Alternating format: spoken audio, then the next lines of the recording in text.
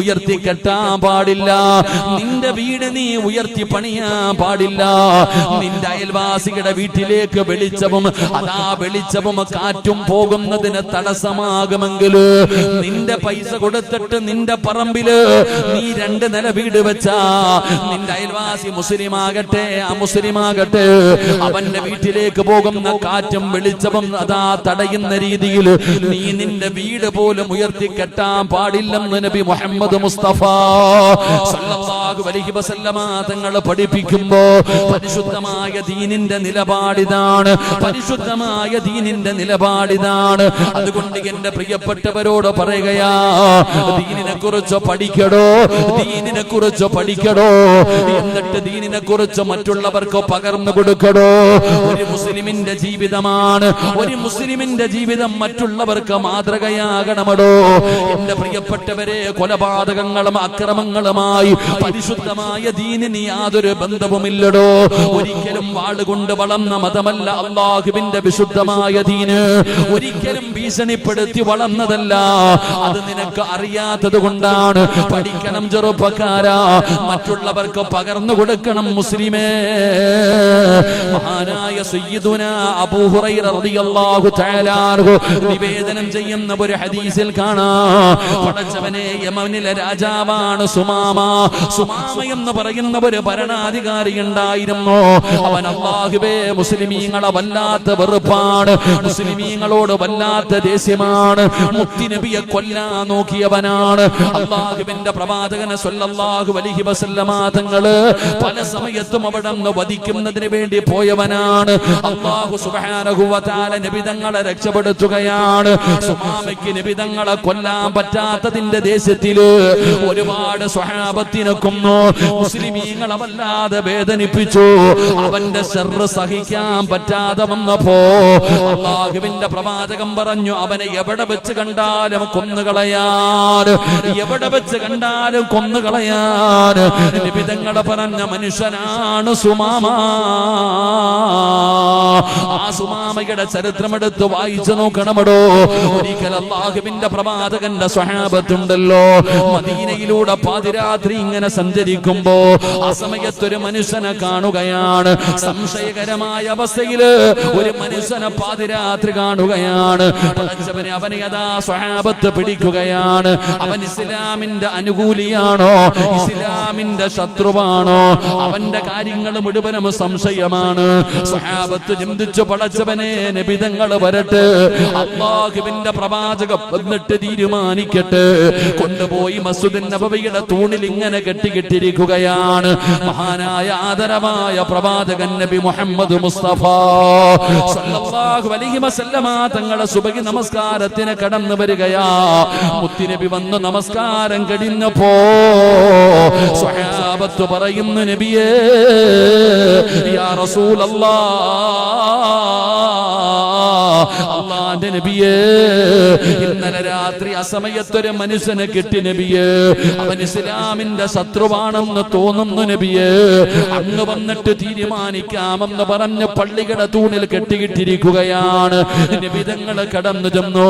ആരാണ് മസ്ജിദുൻ നബവിയുടെ തൂണിൽ കെട്ടിക്കിട്ടിരിക്കുന്ന മനുഷ്യൻ ആരാണെന്ന് കാണാ.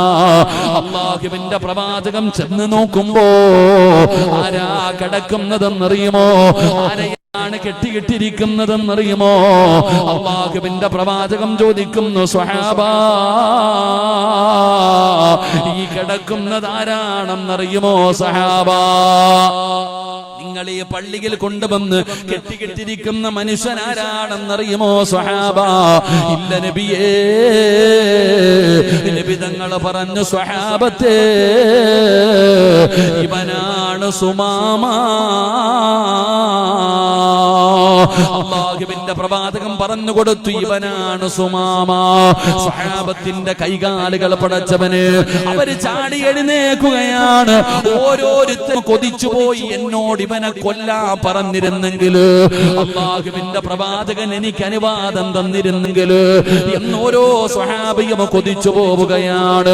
ഒരുപാട് പേരെ കൊന്ന, അല്ലാഹുവിന്റെ പ്രവാചകനെ കൊല്ലാ പരിശ്രമിച്ച, ഇസ്ലാമിന്റെ ഒരു ശത്രുവിനെ മസ്ജിദുൻ നബവിയുടെ തൂണിൽ കെട്ടിയിട്ട അവസ്ഥയിൽ നബി തങ്ങളുടെ മുമ്പിൽ കൊണ്ടുവന്നപ്പോ അല്ലാഹുവിന്റെ റസൂല് പറഞ്ഞ മറുപടി അറിയുമോ പെങ്ങള്? സ്വഹാബ, ഒരാള് പോലും തൊട്ടു പോകല്ലേ സഹാബ. സുമാമയെ ഒരാള് പോലും തൊട്ടുപോകാൻ പാടില്ല, ഒരാളും ഉപദ്രവിക്കരുത് സുമാമയെ. എന്നിട്ട് നബി തങ്ങളെ സ്വഹാബത്തിനോട് പറയുകയാണ്, സുമാമയ്ക്ക് കഴിക്കാൻ നിങ്ങളെ ഭക്ഷണം കൊണ്ടുവന്ന് കൊടുക്കണേ സഹാബ, നിങ്ങളെ ആടിന്റെ പാല് കൊണ്ടുവന്ന് കൊടുക്കണേ സഹാബ. ഒരുപാട് പേരെ കൊന്നു കളഞ്ഞവന് ഭക്ഷണം കൊടുക്കാൻ, പാല് കൊടുക്കാൻ നബി തങ്ങൾ അവിടെ നിന്ന് പറയുകയാണ്. സ്വഹാബത്തിന് ദഹിച്ചില്ലടോ, എന്നാലും അല്ലാഹുവിന്റെ റസൂല് പറഞ്ഞതാണല്ലോ, അവരവരുടെ വീടുകളിൽ ചെന്ന് ഭാര്യമാരെ കൊണ്ട് ഭക്ഷണമുണ്ടാക്കി ആടിന്റെ പാല് കറന്നു കൊണ്ടുവന്ന് സുമാമയ്ക്ക് കൊടുക്കുകയാണ്. നബി തങ്ങൾ മിണ്ടാതെ മടങ്ങുകയാണ്.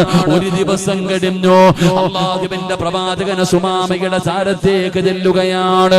എന്നിട്ട് നബി തങ്ങൾ ചോദിക്കുന്നു, മാതാ ഇൻദക യാ സുമാമ, സുഖമാണോ സുമാമ, സുഖമാണോ സുമാമ?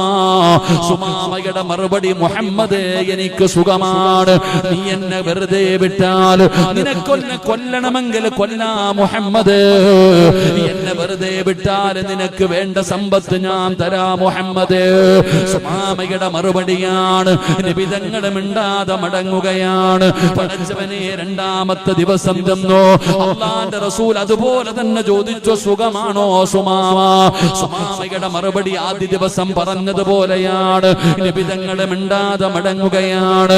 മൂന്നാമത്തെ ദിവസവും നബി തങ്ങൾ ചോദിക്കുന്നു, മാതാ ഇൻദക യാ സുമാമ, സുമാമ നിനക്ക് സുഖമാണോ, എന്താണ് വിശേഷമെന്ന് ചോദിക്കുമ്പോ സുമാമ പറയുന്നു, മുഹമ്മദേ എനിക്ക് സുഖമാണ്, നിനക്ക് വേണമെങ്കിൽ എന്നെ കൊന്നുകളയാ, ഒരാള് പോലും ചോദിക്കില്ല, ഇത് നിന്റെ നാടാണ്, നിന്റെ ആൾക്കാരാണ്, എന്നാൽ എന്നെ നീ വെറുതെ വിട്ടാ നിനക്ക് ഞാൻ സമ്പത്ത് തരാ മുഹമ്മദേ. മൂന്നാമത്തെ ദിവസവും സുമാമയുടെ മറുപടി ഇതാ. 3 ദിവസം കഴിഞ്ഞപ്പോ അല്ലാഹുവിന്റെ റസൂല് പറഞ്ഞു, അടിച്ചുവിട് സഹാബ, അടിച്ചുവിട്ടേക്ക് സ്വഹാബ. സുമാമയെ അടിച്ചുവിടുകയാണ്. സ്വഹാബത്ത് മുഴുവനും നോക്കി നിൽക്ക്. സുമാമ ചിരിക്കുന്ന മുഖത്തോട് അല്ലാഹുവിന്റെ റസൂലിന്റെ സ്വഹാബത്തിന്റെ മുമ്പിലൂടെ മസ്ജിദ് നബവിയിൽ നിന്ന് ഇറങ്ങി പോവുകയാണ്.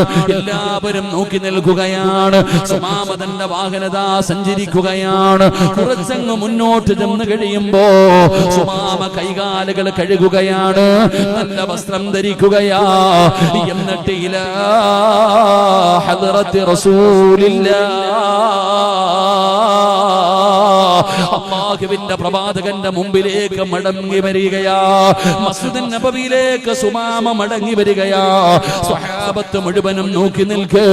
സുമാമ മുത്തുനബിയുടെ ചാരത്തേക്ക് കടന്നു വന്നിട്ട് അവിടെ നിന്ന് പറഞ്ഞു, അശ്ഹദു അല്ലാ ഇലാഹ ഇല്ലല്ലാഹ്